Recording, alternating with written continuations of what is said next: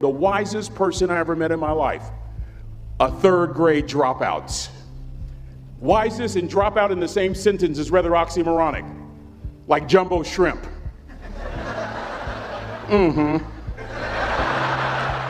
Like fun run, ain't nothing fun about it. And it's not oxymoronic for me to say third grade and dropout. That third grade dropout, the wisest person I ever met in my life, who taught me to combine knowledge and wisdom to make an impact, was my father. A simple cook. Wisest man I ever met in my life. Just a simple cook. Left school in the third grade to help out on the family farm, but just because he left school doesn't mean his education stopped. Mark Twain once said, "I've never allowed my schooling to get in the way of my education." My father taught himself how to read, taught himself how to write, decided in the midst of Jim Crowism, as America was breathing the last gasp of the Civil War, my father decided he was going to stand and be a man. Not a black man, not a brown man, not a white man, but a man. He literally challenged himself to be the best that he could all the days of his life. I have 4 degrees. My brother is a judge. We're not the smartest ones in our family. It's a third grade dropout daddy. A third grade dropout daddy who was quoting Michelangelo, saying to us, "Boys, I won't have a problem if you aim high and miss, but I'm gonna have a real issue if you aim low and hit." A country mother quoting Henry Ford, saying, "If you think you can or if you think you can't, you're right." I learned that from a third grade drop. Simple lessons. Lessons like these. Son, you'd rather be an hour early than a minute late. We never knew what time it was at my house because the clocks were always ahead. My mother said for nearly 30 years, my father left the house at 3:45 in the morning. One day she asked him, "Why, Daddy?" He said, "Maybe one of my boys will catch me in the act of excellence. I want to share 2 things with you." Aristotle said, "You are what you repeatedly do." Therefore, excellence ought to be a habit, not an act. Don't ever forget that. I know you're tough, but always remember to be kind. Always. Don't ever forget that. Never embarrass mama. Yeah.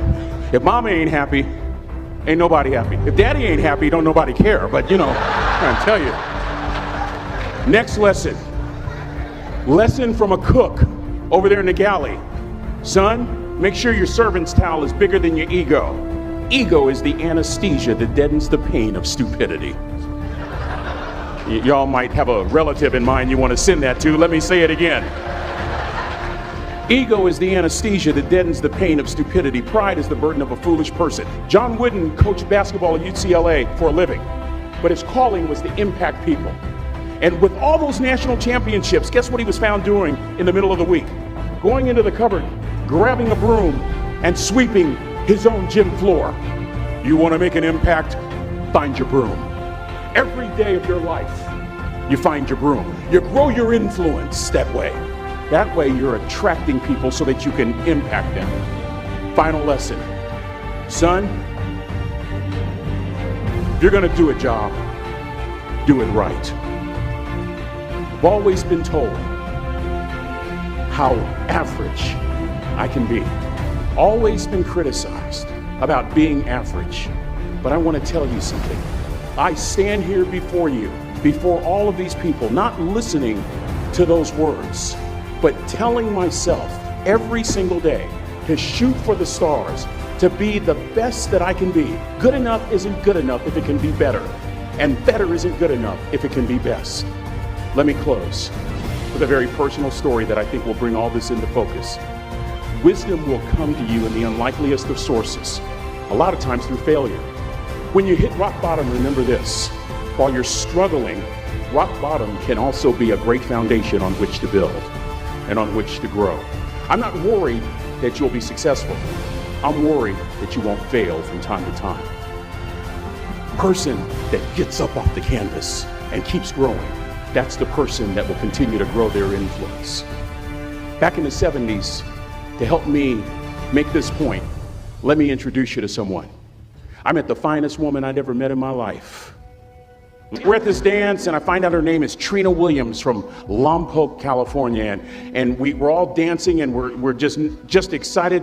And I decide in the middle of dancing with her that I would ask her for her phone number. Trina was the first one. Trina was the only woman in college who gave me her real telephone number. The next day we walk to Baskin & Robbins ice cream. We go on a second date, and a third date, and a fourth date. We drive from Chico to Vallejo so that she could meet my parents. My father meets her. My daddy, my hero, he meets her, pulls me to the side and says, "Is she psycho?" But anyway, she said yes. That was the key. I married the most beautiful woman I'd ever seen in my life. Y'all ever been to a wedding and even before the wedding starts, you hear this? How in the world? And it was coming from my side of the family.